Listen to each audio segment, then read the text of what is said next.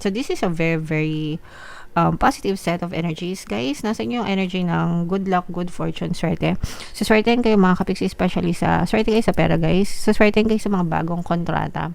Kung meron kayong mga nilalakad ng mga application na trabaho, mga pending na application, kung kayo ay naglo-loan, may mga nilalakad na kaperahan, may mga nilalakad na business permit, may mga nilalakad na business meetings, ganyan, or mga nilalakad na mga transactions, no? Kahit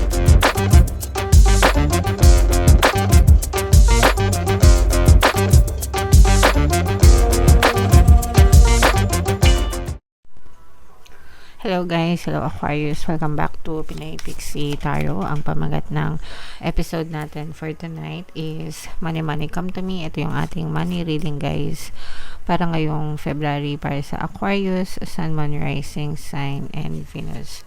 So, unahin natin tong deck na to, guys. Ito yung mga money manifesting technique para sa inyo. So, we have indulge, mga kapiksi. Buy yourself a treat each week, even if it's very modest. Enjoy it as though it were the greatest gift you have ever received. The universe will then provide many more gifts for you to enjoy. So, ito guys yung sinasabi natin na reward yourself, no? I-reward mo yung sarili mo for doing a job well done, 'di ba? Bigyan mo ng reward yung sarili mo, mga kapiksi. Wag mo masyadong i-deprive yung sarili mo kasi unang-una, deserve mo 'yan. Pangalawa, it also motivates you to do better, no? Para mas galingan mo pa. 'Di ba kapag binibigyan natin ng reward yung sarili natin, parang iniisip mo, sa susunod gagalingan ko pa para ma-experience ko ulit ito, or para mabilan ko ulit yung sarili ko ng mas magandang bagay or whatever, guys. Okay? So, hindi naman kailangan mga mamahalin, mga kapiksi. Kanya-kanyang trip yan, kanya-kanyang peg, pero kung may pera ka, sure, why not? Pero kung wala naman masyado, okay lang din, guys. Ang importante is yung reward system na tinatawag. So, yung iba, parang every payday, nag-iipon sila, every payday, ginagastos na nila yung sarili nila. It's either bagong sapatos, bag, damit, 'di ba? Or whatever, kung ano yung gusto nila. Minsan fine dining, mga ganyan, o kaya pasyal-pasyal. Yung iba naman, iniipon talaga, like para sa mga one-time galore na spend. So, yung mga bakasyon, di ba, yung mga nagte-travel sa abroad, kung ano-ano, guys. Yung iba naman talagang dire-reward nila yung sarili nila ng mga big time na mga bahay, kotse, di ba? Whatever, guys. Again, kanya-kanya kayong lifestyle, kanya-kanya kayo ng kapabilidad. Ang importante is yung reward system na tinatawag. And it's not just you, but the universe will also give you more things na ini-enjoy mo, no? Kasi pag ini-enjoy mo, you always think about it, mga kapiksi, and therefore you're sending the message to the universe na thank you, universe, thank you, God, thank you, universe, can you please give me more, diba? Yun, isa yun sa mga secret affirmations ko, guys. Secret lang natin, huwag niyo ipagkakalat. So, isa yun sa mga secret affirmations ko, guys, no? If I want something, palagi kong sinasabi, guys, thank you, God, thank you, universe, for these blessings. Can you please give me more? Okay? So, napaka-positive nung affirmations na yun, guys. It works best for me talaga, as in. So, comment down below if naintindihan nyo yan, mga kapiksi. So, hanapin natin yung energy ng Aquarius, guys, at saka yung energy ng money. Habang sineshuffle ko to, panoorin nyo muna yung video natin regarding sa ating paano mag-manifest ng abundance video course. Kapiksi, sawa ka na ba sa mga struggles at hirap sa buhay mo? Masipag ka ba at masikap sa buhay ngunit hindi ka pa rin umaasenso? Ilang beses ka na bang nag-attempt magnegosyo at mag-invest pero palagi ka pa rin nalulugi? Sa pagkakataon na ito ay maaaring may subconscious beliefs ka na nagiging balakid sa iyong pag-unlad at pagyaman. Introducing, paano mag-manifest ng abundance video course. Dito ay matututunan mong ma-overcome ang mga balakid mo para tuluyan ka ng umunlad, umasenso, sumagana, maging matagumpay, successful at maswerte sa iyong kabuhayan, pera, trabaho, negosyo sa lapi at kaperahan ng bonggang-bongga. Dali, mag-send na ng email sa pinoypixie@gmail.com at simulan na ang iyong pagyaman ngayon. Alright, so sa lahat ng gusto mag-avail ng course guys, meron tayong paano mag-manifest ng abundance video course, paano mawala ang third party at magkaroon ng harmonious na relationship, and paano pabalikin si ex or vice versa. Sa mga interesado guys, mag-send lang kayo ng email sa pinoypixie@gmail.com. And sa mga naghahanap guys ng pampaswerte na lucky charms or lucky bracelet, aventurine tsaka citrine guys, yung recommended ko ito mga kapixie. So, Aquarius, kayo ay, wow, sobrang ganda. Kayo ay na-represent guys ng Queen of Swords sa ating spread. Ito yung ating money energy mga kapixie, no? So this is a very very positive set of energies guys. Nasa inyo yung energy ng good luck, good fortune, swerte. So swertein kayo mga kapixie, especially sa swerte kayo sa pera guys. So swertein kayo sa mga bagong kontrata. Kung meron kayong mga nilalakad ng mga application na trabaho, mga pending na application, kung kayo ay naglo-loan, may mga nilalakad na kaperahan, may mga nilalakad na business permit, may mga nilalakad na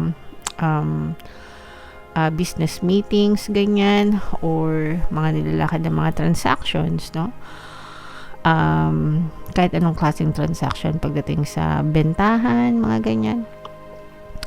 Saswertehan kayo guys. Saswertehan kayo dyan. Kung kayo may mga nilalakad na project guys, lahat yan. Saswertehan kayo mga kapixie. Pag sinabing swerte, maganda yung magiging return sa inyo, magiging favorable sa inyo yung mga agreement, no guys, as in pabor na pabor sa inyo yung sitwasyon mga kapixie. So i-mail nyo na yan sa comment section.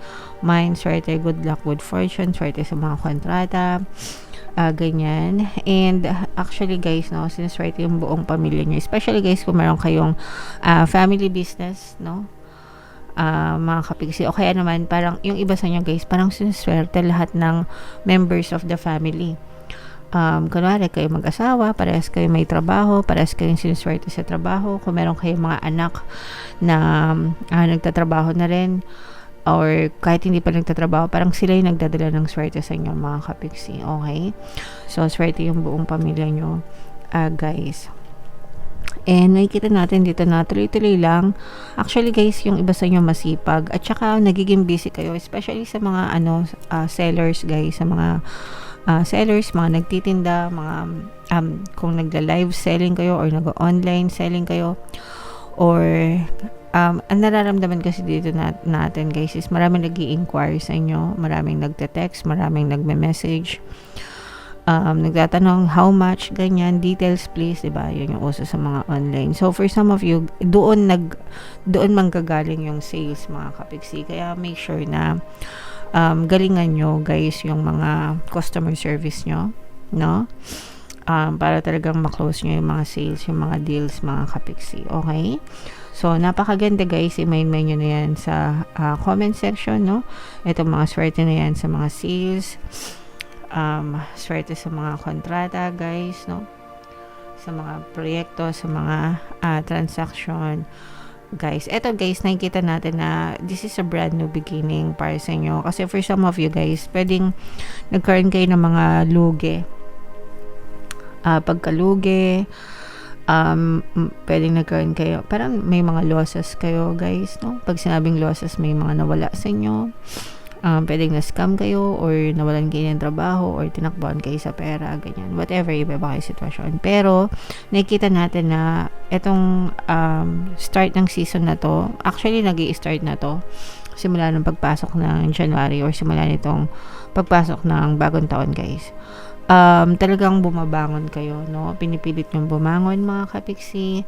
You're striving hard, you're working hard. And syempre guys, kapag nag-effort kayo, sooner or later talaga makakita kayo ng positive resulta.